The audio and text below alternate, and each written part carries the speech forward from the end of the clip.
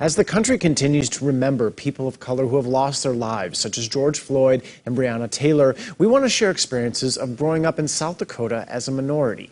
Abuk Jeel grew up in Sioux Falls, where she was the only black person in her private high school class. Tegan McNary grew up in Vermillion, where she was one of very few people of color at school. Both of them have experienced how people treat them differently because of their skin color.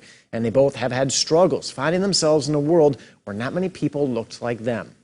And I really didn't know what exactly I was meant to do, because as a black female, you have the struggle of finding a way to dress or a way to have your hair. Hair was the biggest issue that I had growing up, because in Sioux Falls, South Dakota, when I was young, there was no one to do my hair. I couldn't just walk into a hairdresser and say, I want my hair cut this way. No, they couldn't do that for me.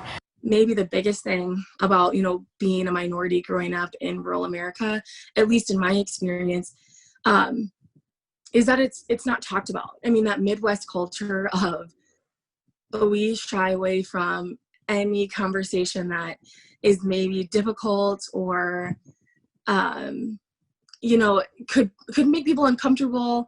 It's just a lot easier for us to not have to have those conversations.